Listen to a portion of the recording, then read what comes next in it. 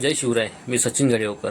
आज होतो बुधवार, तर म्हटलं आज माशांचा वार, म्हटलं माशांना जाऊया. घराजवळच्या मच्छीवाल्यांकडे गेलं आहे तर एवढी काही खास मच्छी नाही आज त्यांच्याकडे, तर म्हटलं दुसरीकडे जाऊया. गाडी काढले पटापट आणि दुसरीकडे गेले तर ते होते बरेच मच्छीवाले बसलेले, तर त्यांच्याकडे घेतलं आहे मी बोडावे आणि बांगडे आणि घरा गेले. आईन मग साफ करून दिल्यान, साफ करून घेतल्यान ती मच्छी, म्हणजे बांगडे आणि बोडावे, आणि पुढच्या प्रोसेसला ती लागली.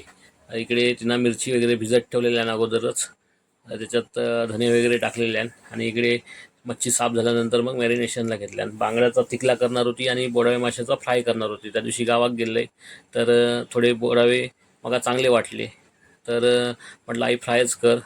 तिकडे पण फ्रायच केलेल्या.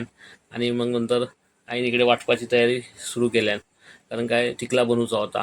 मग टोमॅटो वगैरे कापल्यान, कांदा वगैरे चिर आणि हाताबरोबर खोबरा पण किसून घेतल्यान. आणि इकडे मग फ्राय करूचो मसालो तयार केल्यान. तिनं रवो मसालो आणि मीठ हळद ह्या टाकून मग मिश्रण बनवल्यान आणि तो शेगडीवर ठेवल्यान आणि तेल वगैरे थोडा टाकून गरम होऊक ठेवल्यान.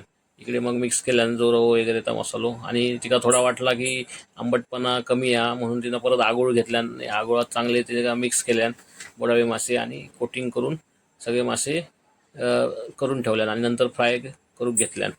आणि फ्राय करून झाल्यानंतर मग तिनं टिकल्यासाठी, म्हणजे बांगड्याचा टिकला होता त्याच्यासाठी तिनं मिरची वगैरे मिक्सरला लावून घेतल्या. आणि जा वाटाप होता ओला खोबरा वगैरे तर आपण हाताबरोबर लावून घेतल्यान आणि त्या वाटाप चांगला बारीक करून घेऊन मग नंतर फोडण्याची तयारी केल्यान तिनं. आणि इकडे कढई वगैरे ठेवल्यान, तेल वगैरे टाकल्यान, कढीपत्तो लसूण ह्या सगळ्या टाकून मग फायनली मग ते ताटली वगैरे मारून मग जा वाटाप मिश्रण केलेला होता टिकल्यासाठी, तर मग फोडणी दिल्यान त्याची झणझणीत एकदम मस्त वास येत होतो. पाणी वगैरे वाढवल्यान आणि कोकमा वगैरे टाकून तर थोडा गरम म्हणजे उकळी ठेवल्या. आणि इकडे बांगडे पण सोडून घेतल्यानंतर थोड्या वेळात, आणि थोडे बांगडे म्हणजे 10 बांगडे होते, मग 5 बांगडे टिकल्याक वापरल्यान आणि 5 बांगड्याची फ्राय केल्या. म्हणजे 5-6 बांगडे फ्राय करून घेतल्या. इकडे फ्राय करून झाल्यानंतर मग